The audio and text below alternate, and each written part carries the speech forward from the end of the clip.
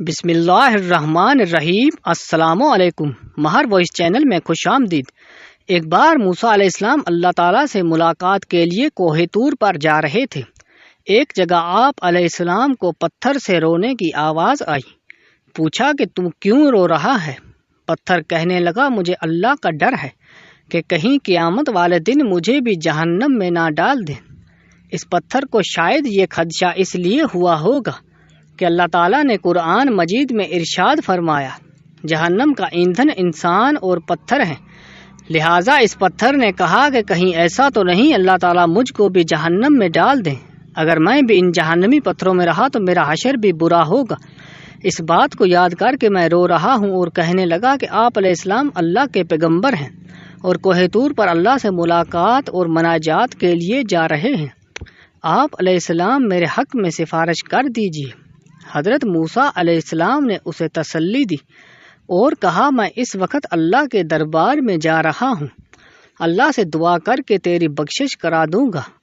حضرت موسیٰ علیہ السلام کوہ طور پر پہنچے، اللہ سے باتیں کرنے لگے۔ ان باتوں کے درمیان حضرت موسیٰ علیہ السلام اس پتھر کو بھول گئے۔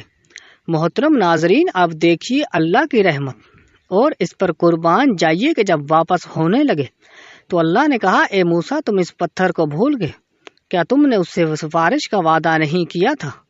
حضرت موسیٰ علیہ السلام نے عرض کیا کہ اے اللہ، واقعی میں بھول گیا ہوں، آپ جل چھانا سب کچھ جانتے ہیں۔ اللہ تعالیٰ نے فرمایا کہ جاؤ، اس سے کہہ دو کہ ہم نے اس کی مغفرت کر دی اور اس کو بخش دیا، اور دیگر پتھروں کے ساتھ اس کو جہنم میں داخل نہیں کیا جائے گا۔ حضرت موسیٰ علیہ السلام خوشی خوشی واپس آئے اور اس پتھر کو خوشخبری سنا دی اور چلے گئے۔ پھر کچھ دنوں کے بعد حضرت موسیٰ علیہ السلام کوہ طور پر جانا تھا۔ اسی راستے سے جا رہے تھے کہ دیکھا وہ پتھر پھر بھی رو رہا ہے۔ حضرت موسیٰ علیہ السلام کہنے لگے، میں نے تجھ کو خوشخبری سنا دی تھی اور اللہ کا پیغام بتا دیا تھا کہ اللہ تجھ کو جہنم میں داخل نہیں کرے گا، پھر اب رونے کی کیا بات ہے؟ پتھر کہنے لگا، اے موسیٰ، اس وقت اللہ کے خوف اور ڈر کی وجہ سے رو رہا تھا، اور اب اللہ کی محبت میں رو رہا ہوں کہ جس اللہ نے مجھے ایسی نعمت عطا کی، کیا اس کی محبت نے مجھے رونا نہیں چاہیے؟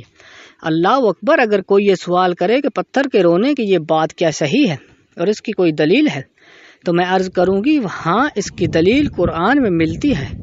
سورہ البقرہ کی آیت نمبر 64 میں اللہ تعالیٰ نے فرمایا، اور بے شک پتھروں میں ایسے بھی جن سے پانی نکلتا ہے، اور بعض وہ ہیں جو اللہ کے ڈر سے گر پڑتے ہیں، اور بعض ایسے بھی ہیں جن سے نہریں پھوٹتی ہیں۔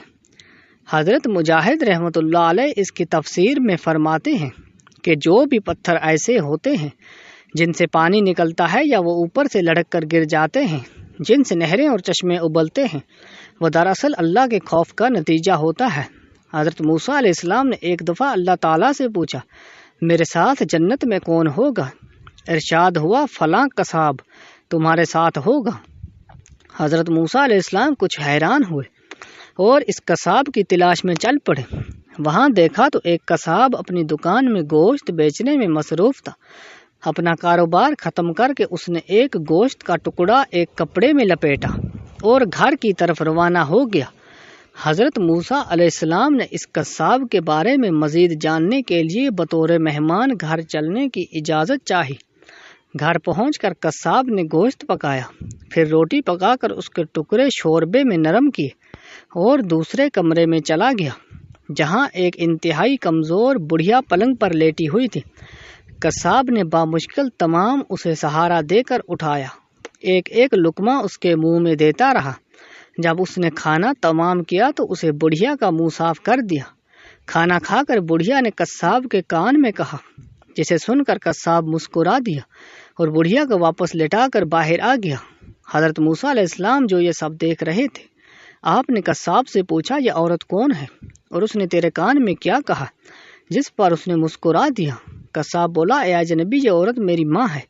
گھر پر آنے کے بعد میں سب سے پہلے اس کے کام کرتا ہوں، تو خوش ہو کر روز مجھے یہ دعا دیتی ہے کہ اللہ تعالیٰ تجھے جنت میں حضرت موسیٰ علیہ السلام کے ساتھ رکھے، اور میں مسکرا دیتا ہوں کہ میں کہاں اور موسیٰ کلیم اللہ کہاں۔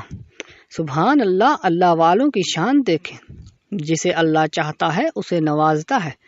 ہم کتنی نعمتیں کھاتے ہیں، لیکن کیا اللہ کی محبت دلوں میں سمائی ہے؟ اللہ کے حکم کے مطابق زندگی گزارنے کا کوئی جذبہ پیدا ہوا؟